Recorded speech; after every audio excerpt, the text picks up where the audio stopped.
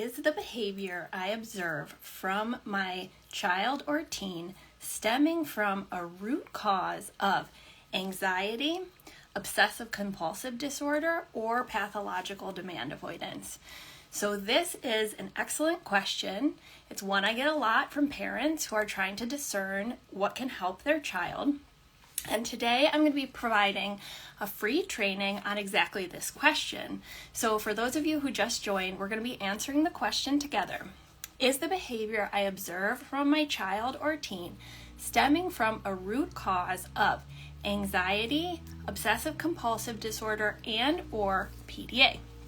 Okay, so this is part of the free clarity workshop series, which is to help you discern whether or not an accommodation approach to your child would support them and their nervous system, and whether or not the upcoming program, Paradigm Shift program, is a right fit for your family. So we're going to do 5 things today together.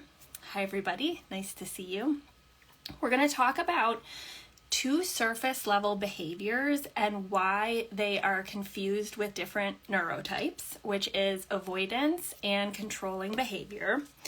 Second, we are going to walk through an oversimplification from a parent perspective of what each of these different root causes is: OCD, anxiety, and PDA, pathological demand avoidance. Then we are going to talk about why it matters, what the root cause is, because they merit very different approaches to support your child. And then we're going to talk about why a sequential approach to supporting your child is so important.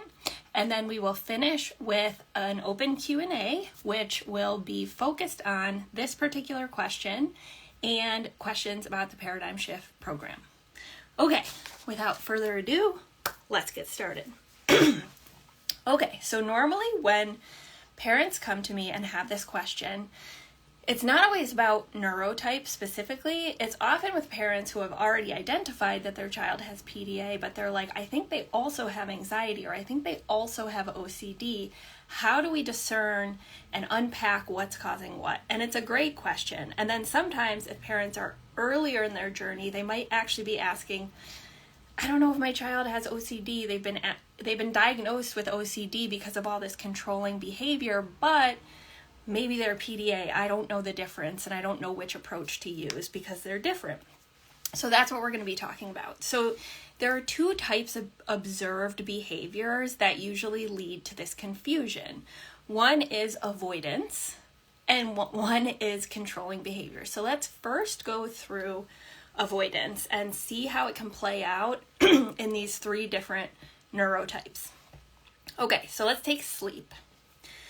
Perhaps your child is anxious and avoiding sleep because they are thinking about all the things they're afraid that could happen in the dark. They're worried that the monsters will come out. They're worried that something will happen in the dark. They're worried they won't wake up in the morning. They're worried that they won't actually sleep. Okay, so this is a anxiety-driven response and therefore avoidance of sleep, where they're trying to delay sleep. They don't want to sleep, okay? So this happens a lot with my younger son, William. That would be more of an anxiety-driven, ruminative, cognitive process. That's fear about the future, that something can happen, okay? And that leads to avoidance of sleep. Next, we can take obsessive compulsive disorder, which is also cognitive, but it is potentially having obsessive thoughts that appear only at nighttime, perhaps because the child is having a quiet moment and they're no longer in activity or watching a screen, etc. And they have intrusive thoughts, which are scary, and they might need to do a series of things either inside their own head or like a series of activities like putting the light switch up and down, or needing to walk through the routine in a particular way and starting over if we don't do it in a particular way because something bad could happen. Okay? Hi everybody. Which would lead to what is perceived as by the parent as avoidance of sleep, right? And then the third example is PDA, which is the child is resisting sleep. Perhaps they are in fight, flight, or freeze. They might be going limp and you can't carry them up the stairs. They're hiding, walking on windowsills, running away from you. Flight, they are kicking and screaming or pushing you away as you're trying to get them into bed. And these can be more subtle as a teen, but these are fight, flight, freeze responses, although as a parent who doesn't necessarily know the root cause, we might just be viewing it as avoidance. With the pure PDA lens, this wouldn't be based on fear necessarily of the dark or what could happen or intrusive thoughts. It's simply a reflexive and subconscious response to the perception that they must go to sleep, that you're above them, telling them that they must go to bed, or an accumulation of nervous system activation stemming from previous perceptions of losses of autonomy and equality, which build in the system and disable the child from sleeping. However, in these three examples, it might look very similar on the surface, right? What the parent sees is, my child won't sleep. So of course you're going to have this question of like, what is going on inside of their brain? What is the root cause? Why are they resisting sleep? And any of these three things, anxiety, OCD, and or PDA, could be causing it. So of course you're confused, right? And especially with younger children, or if your child has social communication differences, which PDA children often do, they may not be able to tell you what's going on inside their head, that they have a fear, that they're worried about something, or that they actually don't know why they're resisting sleep, which is actually quite common among PDA kids because it's happening on a subconscious level. Okay, hi everybody, it's nice to see you. Okay, so that's avoidance, one of the two behaviors that we see with any of these three neurotypes or brain differences. And then the second is even more pronounced and often associated with OCD and PDA, which is controlling behavior. Okay, so this happens with anxiety too. You feel anxious about something, you're worried or ruminating about the future or what could happen. You want to place control on the situation, right? Which can feel like you're solving the problem. And I know that because I have generalized anxiety. I've been diagnosed with panic disorder. I'm going to talk a little bit about that later. Okay? With OCD, there may be repetitive behaviors or mental acts that are carried out to reduce or prevent anxiety or distress and are perceived to prevent an event or situation. Okay? Controlling. But the third aspect is PDA controlling behavior, okay, which is distinct and unique in a nuanced way. So let me give you a story to illustrate this and why it's so reasonable that a parent would be confused. Okay, so when my son was in nervous system burnout, was around the ages of like 4.5, 5.5, even 6, he would control me.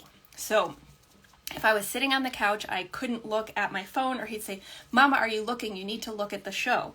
He would control my line of vision. I couldn't even like daze off or like stare at the wall and be in my own thoughts because he would perceive it and be like, "Mama, are you watching? Mama, are you looking?" He would control where I could sit. He still does this sometimes.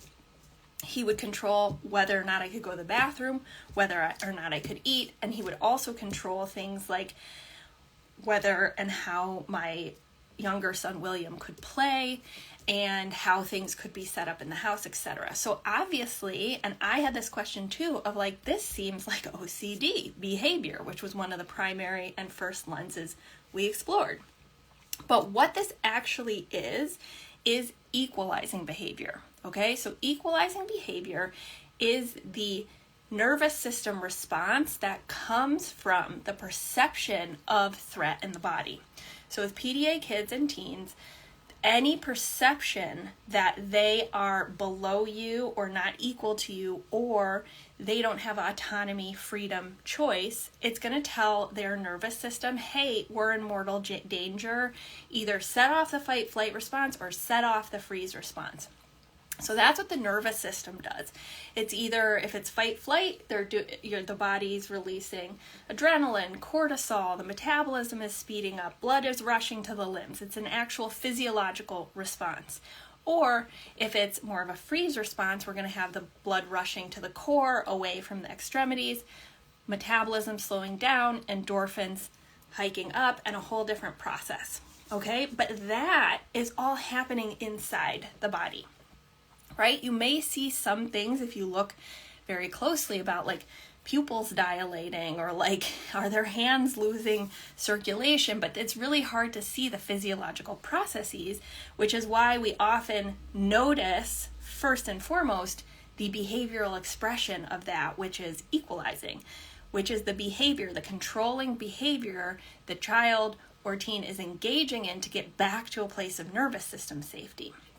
So this can look like controlling your words, correcting your words, telling you whether or not you can do something a certain way. It can also look like destruction of items, like accidentally destroying a sibling's thing. It can be taking the leaves off plants that are yours, that you like, destroying your tomato plants outside, walking by and knocking your books off a table, etc. Okay, so that is behavior that looks controlling, but what's unique about it is that equalizing behavior manifests specifically towards and in the presence of another safe nervous system. Okay, so equalizing will occur with a PDA child or teen specifically and most often with the person they feel safest with, okay? So that, or who's the weakest. So it's often the lead parent, because they often mask around the one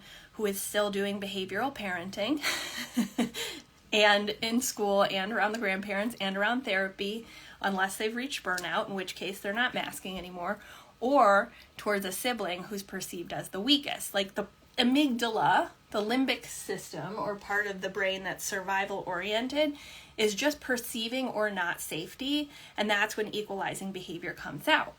So what makes this different, subtly, potentially, something you can observe is this controlling behavior directed specifically at the safest or weakest person, or is it simply controlling behavior towards an object in the vicinity, right? That's not an object affiliated with the sibling, right? So like for my son, it's not random how he equalizes. It's not just like, oh, okay, I'm going to go in the room and rearrange the bookshelf. It's I'm going to tear the pages out of the book or rearrange the books that his sibling is specifically playing with, right? It's equalizing against another safe nervous system. So that is a subtle seed that I want to plant with you, because ultimately no one's going to tell you the answer of like, you're not going to like, well, maybe there are a couple practitioners, and kudos to you out there, whoever you are, shout out. But like there are very few clinical offices that you're going to walk into and it's just going to be like, yep, you're PDA, right? Often, I would say the majority of the time, the parents have to be discerning and advocate for any type of diagnosis that includes demand avoidance. So we have to be the ones collecting data with our own two eyes to discern and advocate. Oh, actually, I don't think this is OCD because this is what I'm noticing, right? The third aspect of this equalizing behavior is that can be extra confusing, is that equalizing behavior can be turned towards self with more internalized expressions of PDA. So this could be destroying one's own things. For example, I once worked with a PDA identifying dad who, when he was equalizing towards self, he would pour out his own whiskey, his like expensive whiskeys. And until he understood the PDA lens, he didn't understand why he was doing that, right? It was like a reflexive thing he would do to get back to a place of nervous system safety. Okay, so there are subtle differences in what we can observe, although the root causes, different root causes can cause the same type of behaviors, avoidance and controlling. Okay, so that's the first thing I wanted to say. Next, I want to do an oversimplification and non-scientific, but based in research definition of what each of these things are and how they're different. PDA, anxiety, and obsessive compulsive disorder. Okay, so in preparing for this free training and live, I did go through the DSM-5 and some other stuff that I've read based in research to help me articulate this, but it's not going to be like from a clinical perspective. I'm really stating this as a clarification for parents so they can start to think through these different lenses. Okay? So anxiety is specifically the perception of threat about a future state or scenario that you can cognitively perceive, and then you ruminate on it and you want to control things to make it less uncertain. The key thing being there, it's cognitive in nature and it's future oriented. So you're actually worrying about something versus PDA, which is a threat perception in the moment based on a perceived loss of autonomy or equality that sets off the physiological response of the nervous system, sometimes without the conscious awareness of the PDA child or teen. Okay? So this is extremely unique in the sense that it's much more like a trauma response in the moment rather than a ruminative cognitive process, which is anxiety. And also OCD is distressing ideas, images, or impulses that enter a person's mind repeatedly. The person finds these ideas difficult to resist. Stereotype behaviors that are not enjoyable, that are repeated over and over, and are perceived to prevent an unlikely event that is in reality unlikely to occur. Okay, so if we are thinking in a nuanced way, we can understand that OCD, like anxiety, is future-oriented and more cognitive in nature. And of course, I'm creating these categories as binary categories when really things in the brain happen on a continuum. There are dimensions, but I'm just trying to help you as a parent discern what's going on. Okay, so remember, for PDA, this is a subconscious perception, and it's not necessarily based on an emotion, a cognitive worry, or the future at all. And this is key. I found this key, and I hope it's an aha moment for you, because that's why I'm sharing it, of like, the subconscious perception of threat can happen in the brain of a PDA child or teen, even if they're emotionally happy in the moment and enjoying what they're doing and are not worried. Okay, for me, this like blew my mind because, and I can see it. For example, my son's at a water park. He loves the dopamine. It's novel. He loves the intense sensory experience. It's super regulating to him in a lot of ways. He's excited. He wanted to go. He was not worried about it. He's been there before. However, maybe he goes to the water park and he has to wait in a long line, right? Or a kid cuts in front of him, and then his threat response goes off. Why? Because he perceives a loss of autonomy in the moment, and he perceives he's not equal to the other kid. Okay, so he perceives threat in his body, even if his mind is having a great time and not worried about being at the water park. Okay? And it's happening on a subconscious level consistently, and so it can build in his system. He might have a great time the rest of the water park, but he comes home and then his stomach hurts and he feels like he needs to throw up. Why? All the excitement and the perceived losses of autonomy and equality are ramping up his metabolism, and adrenaline is going and cortisol is going, and he might not even be noticing it, right? Another example is him with football. My son is now doing football, team sport, which blows my mind. I don't know how long it's going to last because it's like we literally haven't done group activities or lessons or sports his entire life because it just, as you guys know, doesn't work. It's too dysregulating. But football has become a special interest, and so he has insisted and desired and begged and wanted to do football. So his dad is the coach and he's there to co-regulate, etc. But my son is having the time of his life on one dimension, right? He's not worried about making friends. He's so excited. He's super confident. And we've been working on the drills and occupational therapy, and he's loving it, right?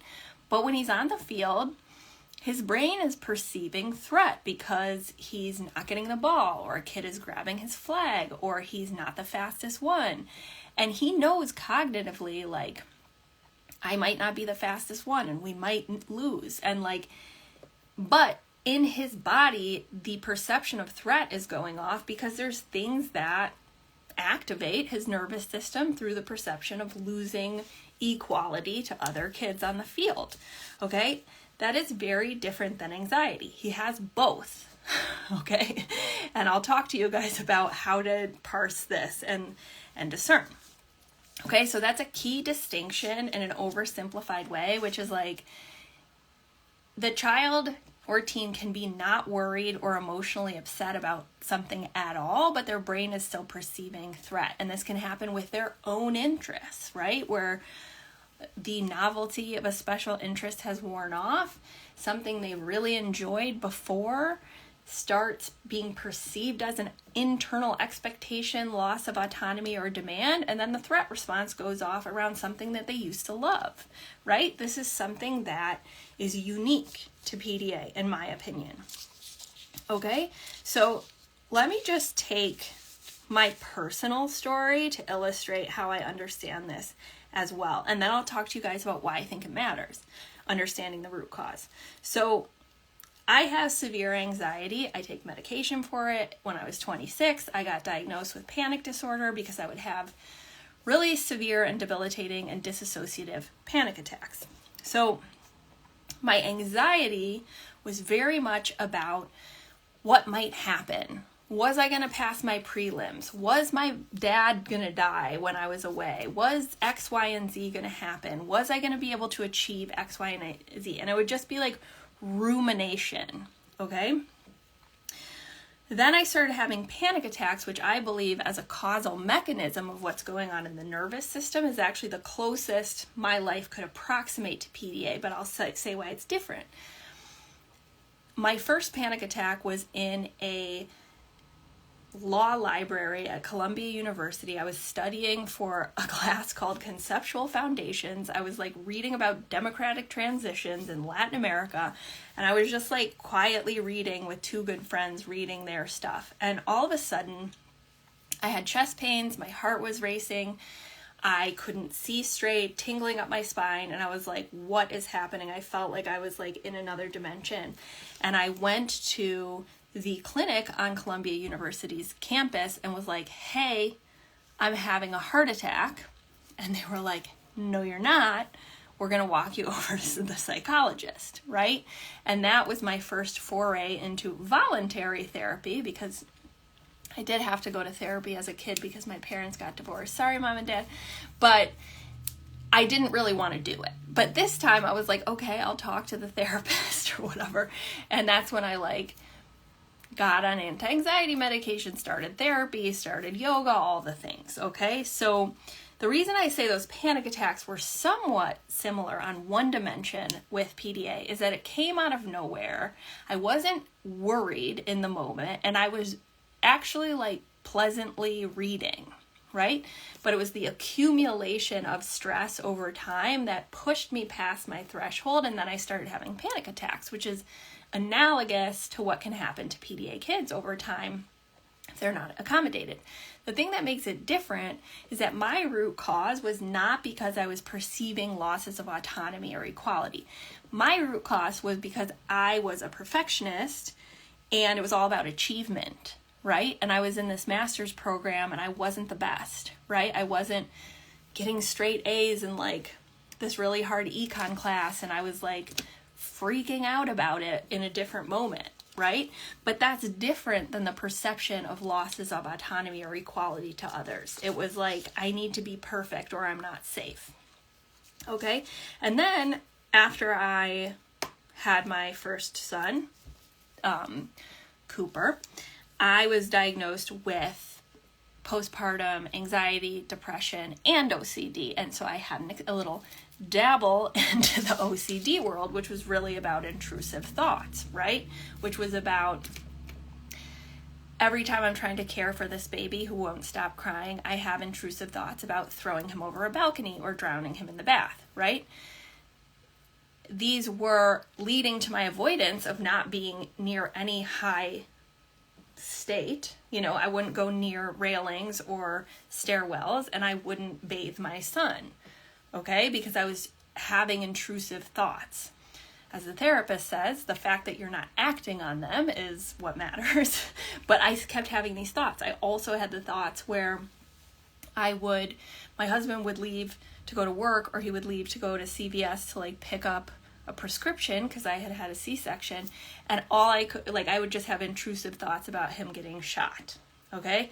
So those intrusive thoughts led to obsessive avoidance and compulsions of making sure everything was safe, of can't be near the bathroom, need to set up this way, etc., etc. Okay? So those are 3 different, from my lived experience, examples of the different mechanisms. Okay? Why does it matter? It matters because what matters is how to help your kids. Okay? So OCD and anxiety treatment is very different than an accommodation approach to support your child, your PDA child. Let's talk about those differences, because they're not binary. One is not bad and one is good. This is not philosophical. It's simply understanding your child's brain and nervous system and what would help them. Okay, so let's take anxiety and OCD. The most common treatment which works is gentle exposure-based treatments and cognitive-based therapeutic approaches. What does that mean? If a child is, for example, really scared of the dark, and you're working with a therapist, you might have small doses of exposure to sleeping with a little bit more darkness so that the child doesn't get stuck in their brain with the fear and it becomes amplified in their thinking, and then it becomes something beyond what they can grapple with, and we want to get them used to it, okay? Versus a PDA child who is actually having a trauma response, and so exposing them to something that is causing a perception of threat in their body will actually escalate and accumulate nervous system activation and make the avoidance worse. Okay, so I have done cognitive behavioral therapy around anxiety and OCD. For example, the solution to my intrusive thoughts was okay, never go near a bathtub, never bathe your child. It was, maybe we could set your child on a towel, the infant, on next to the bathtub. So you're in there, the water is running, but it's not raising, and you can do a washcloth bath, right? So gentle exposure to something that was a fear, and the more I gently moved towards that fear and getting used to it, the more the cognitive fear of what could happen dissipated. However, if, for example, we have a PDA child who has a nervous system response to a bathtub, and we force them into, let's just sit near the bathtub and we'll do a washcloth wash, what's their brain perceiving? You're making the decision, so you're not equal to them, you're an authority, and they don't have autonomy in the situation, and so it's building towards fight, flight, freeze, and it's actually causing a trauma response in their nervous system. And by not accommodating, we're making the avoidance worse. Okay, so neither of these are normatively or philosophically right or wrong. They're simply 2 different root causes and 2 different ways of approaching support. Okay, so I want to be clear that I don't have anything against anxiety medication, gentle exposure, if that's the right approach for your child, or cognitive behavioral therapy. But many of the parents find themselves in my world because they have gone that route and it's made things worse. Okay? So what you're going to see is most often a suggestion that, okay, your child has avoidance, they have controlling behavior, they seem really rigid, we don't think they're autistic because they're quite social and they make eye contact and their verbal development was normal. So we're going to call it OCD and anxiety. And we're going to do exposure, right? Why? Because those two things are in the DSM-5 and clinicians have been trained in it. So they're going to diagnose what they know, and parents are going to work through an exposure lens, a getting used to it lens. Like, they have to get used to it. They have to learn. And what's going to happen?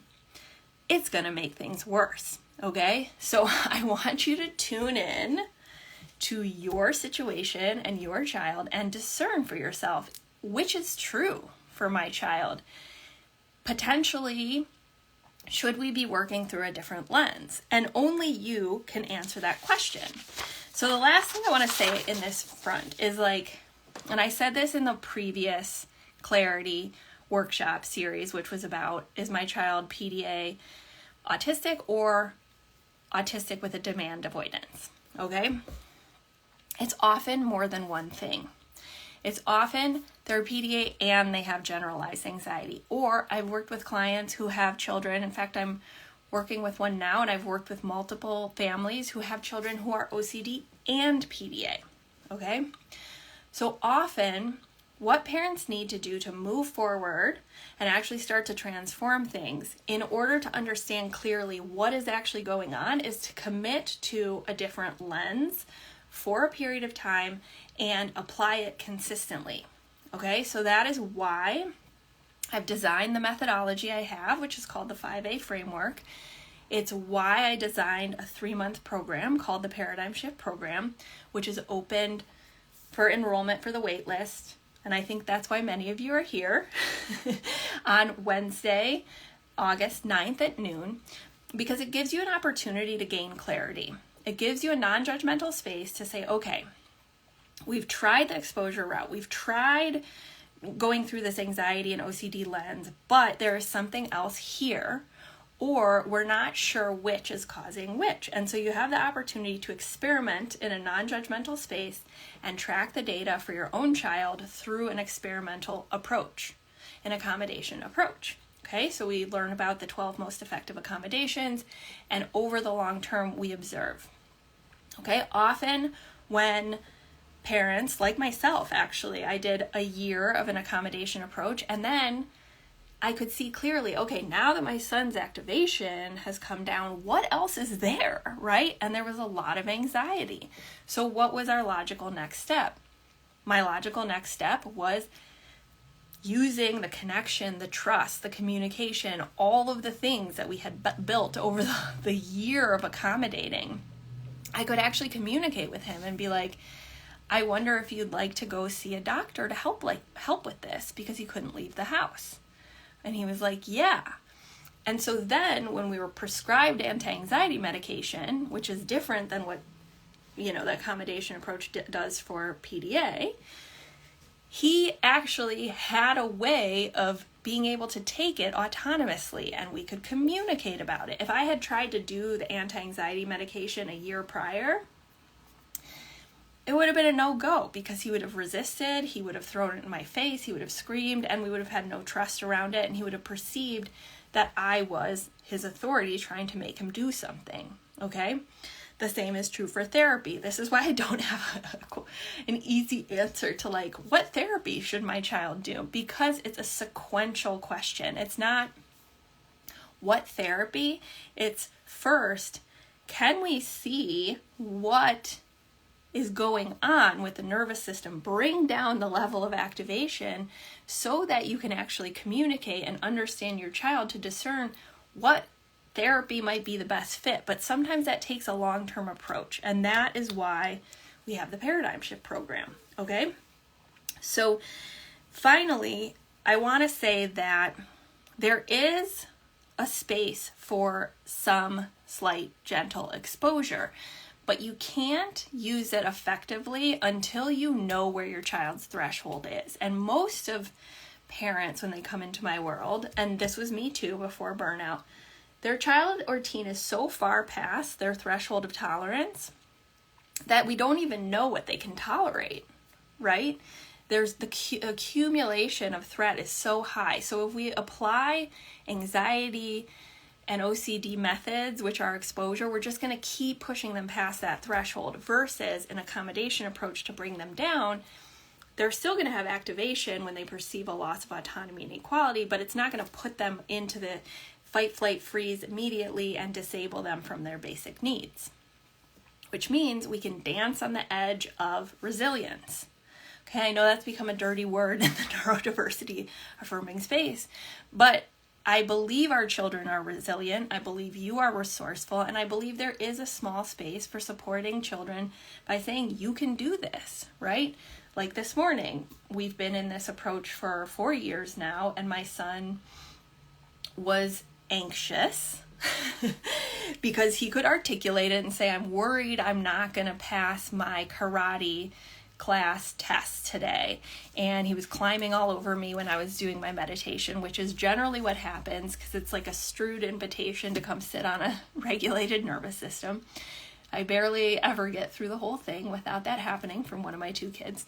But he was articulating his anxiety. And when I first started the accommodation approach, I would have been afraid to even support that. I would be like, okay, don't go. Because it's like, I gotta accommodate. He can't feel the threat response. But now I've learned him, and I've seen also from his father, who pushes a little more than I do.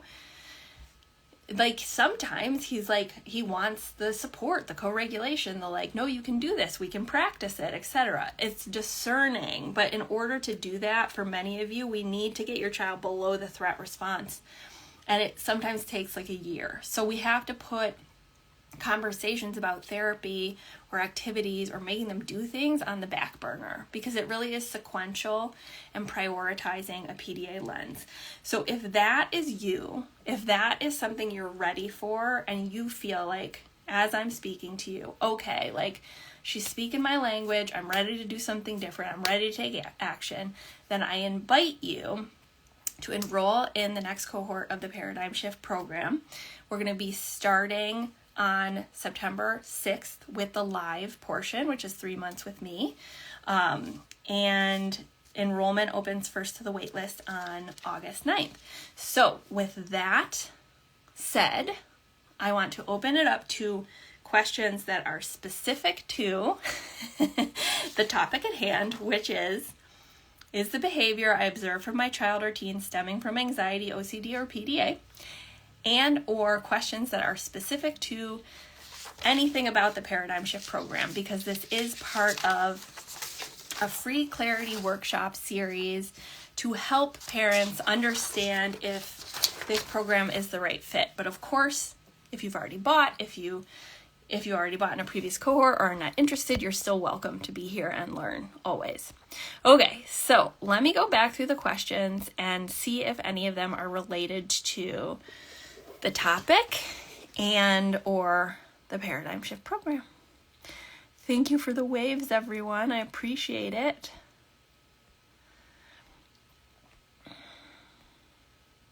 No questions so far.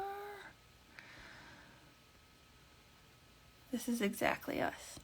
Control through telling you can't, or doing something to prevent you from accessing that activity at that time. So either one of those is an example. One is a verbal form of equalizing, and one is a more physical form of equalizing. Like getting between you, or like if your child asks for help and then you go to help them and they like push your hand away because there's like the perception of not being equal when they ask for help, and then you come towards them to help and then they push your hand away. It's like a impulse, or reflective equalizing. Reflexive, sorry. So equalizing can be saved for later. Example, younger kid feels loss of equality at bedtime, but parents diffuse the situation. The next morning, the younger brother gets back at the older brother. Absolutely. Yeah, so I wouldn't necessarily say it's like saved, like I'm going to save this cognitively. What I would say is our children have this threat perception going on regardless of if you can see it when there's a loss of autonomy or equality. Okay? So a lot of times they internalize it when they're in a situation where it's not perceived by their amygdala as safe to let it out, because this is all about the perception of safety, the survival brain, right? So at school, if they're perceiving that they can't let it out, it's going to go inside of them, and then it will bubble up when they perceive safety. Okay, so in this particular situation with bedtime, yeah, so if parents diffuse the situation, it might have like equalized depending on how you diffused it. But there could be more cumulative activation that is targeted towards the younger sibling, which is like the weakest versus the safest. Yeah, so that's the cumulative nature of this is something that's so important to understand in terms of causality, because often we're looking for the like what happened right before and what happened right after, whereas the logic of PDA behavior is cumulative over time and then tipping past the threshold of tolerance, and then you see these big behaviors. That's a great question. This was literally my son in soccer. Yeah, for sure. It's so hard because you're like, do they not understand the rules? And then now realizing he did, but was more dysregulated than I thought. Yeah, because it's like they can cognitively get it 100%. Maybe they like talk to you about the rules and how they're going to follow them this time and like how they want to do well. And then they get on the soccer field and it's just reflexive because it's a nervous system response. And it is really hard for parents because it's like, they love it, but they can't do it, right? And it's like constantly navigating like that decision making, which is not easy. You are so welcome, Rebecca, in Austin. Let's see. We just signed my son up for a private school and don't have the funds for workshop now, but I'm worried I'm going to miss out. How long do you anticipate offering these workshops? Okay, so this is a signature program. So what that means is I'm planning on doing it 3 times a year.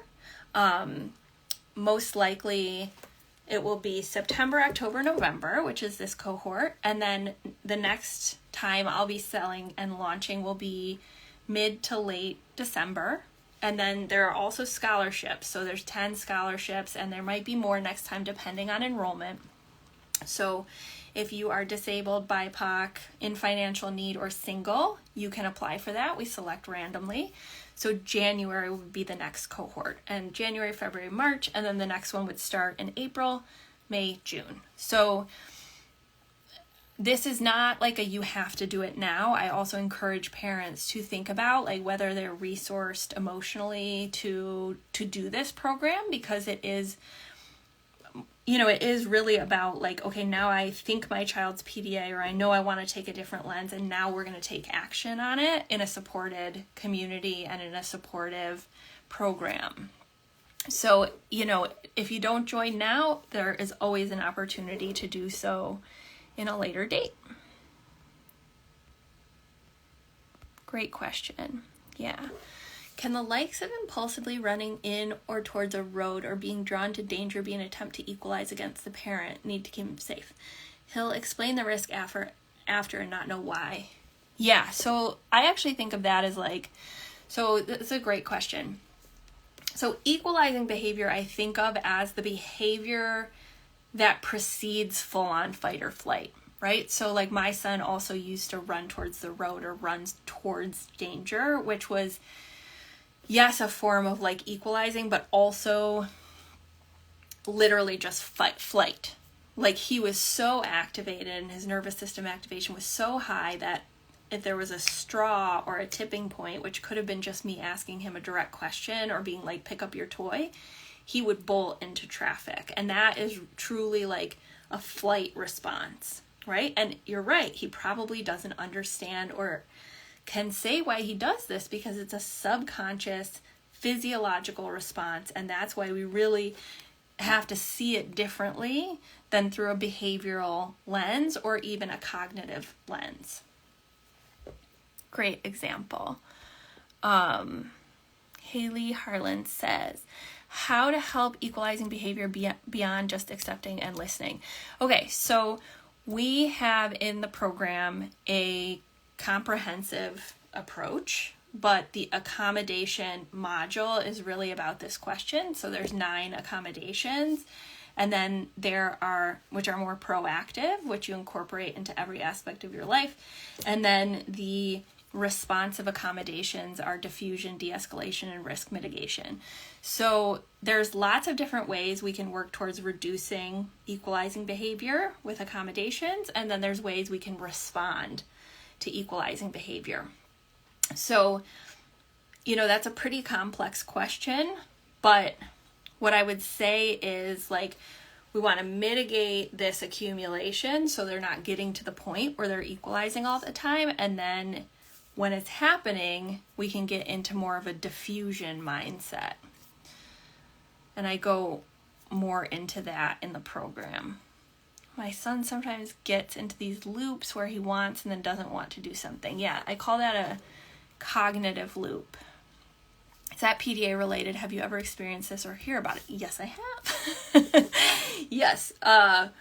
So interestingly, my son has done that for both a PDA.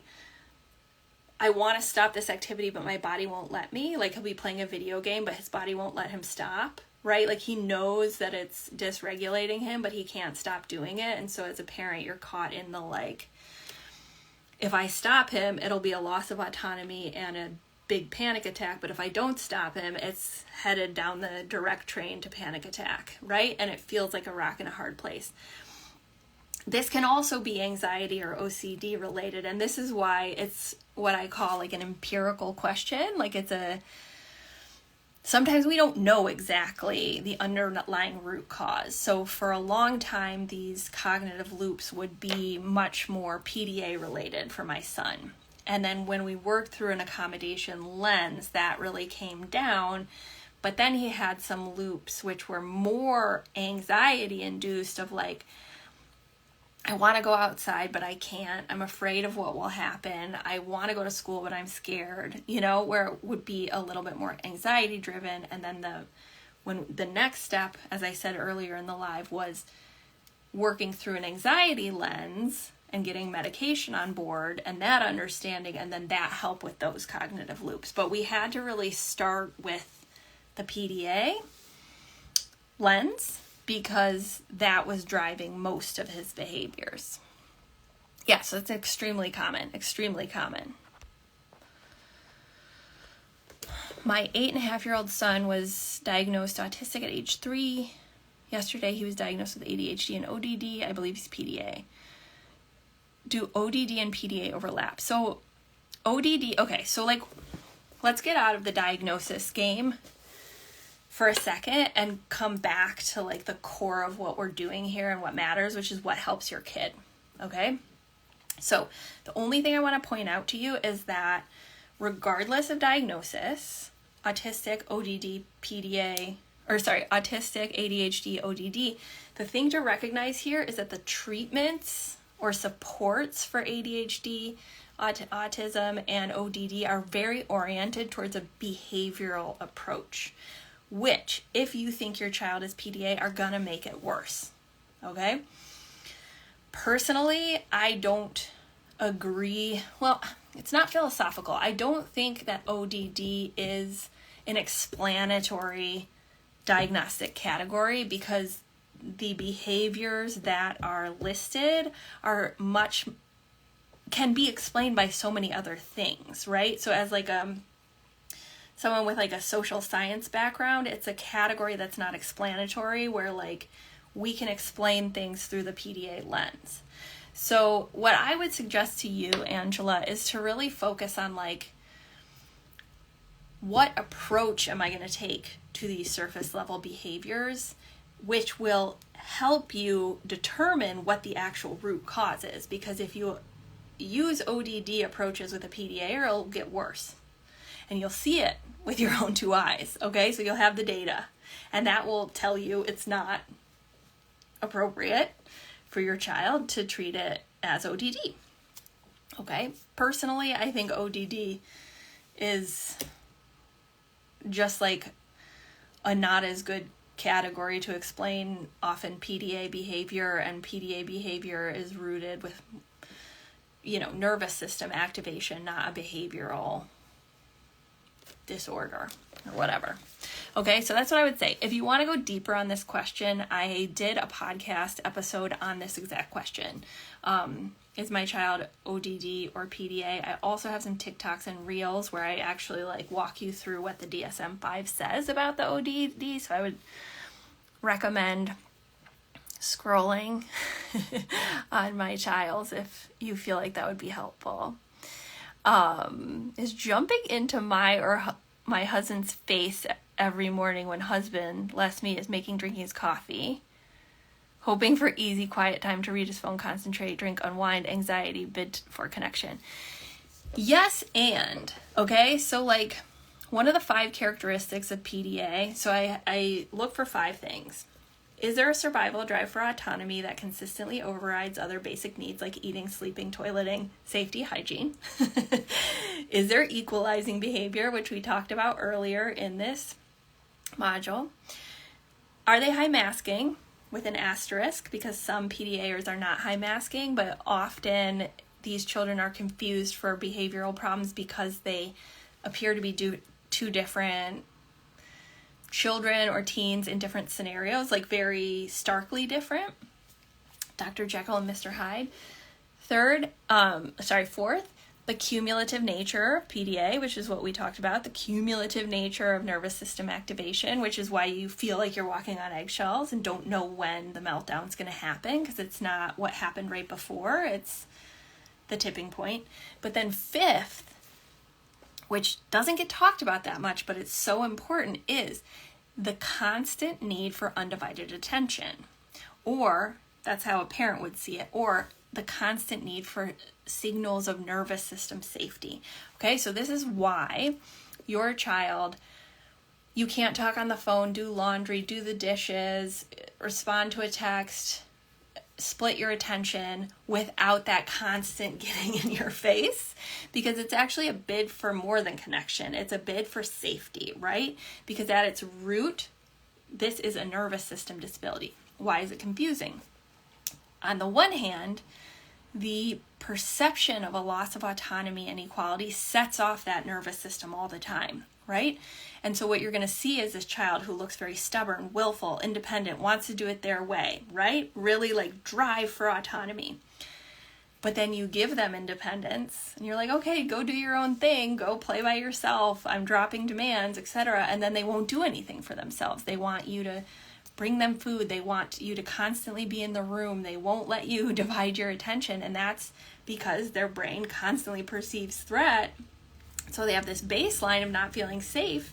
And so there's this paradox, right? And so it's very common to see that. And it's one of the most confusing things, because when I initially came across PDA, I was like, okay, I'll lower demands and he can do his own thing. And I was like, nope, not at all.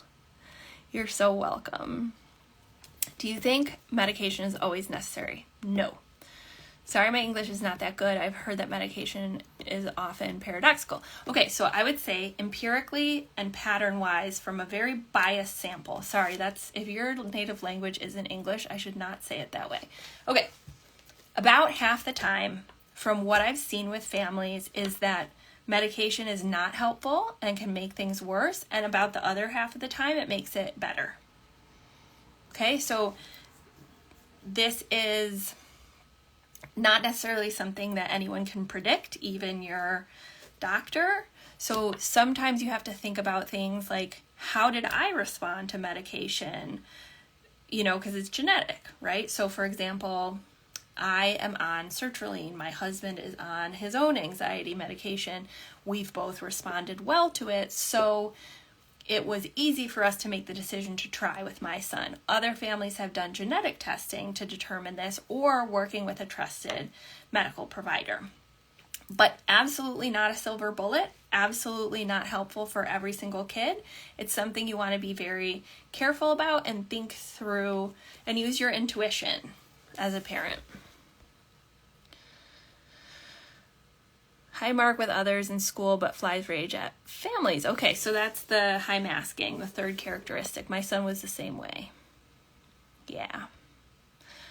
Okay, guys. Well, I answered, I think, all the questions. If you guys have any more questions about this particular topic, yeah, I'll be on here tomorrow talking about, I'll be here tomorrow at 9 a.m. talking about the difference between trauma and PDA. So if you want, I'll meet you here. Bring your questions about that topic, and thank you for being here with me. Bye, everybody.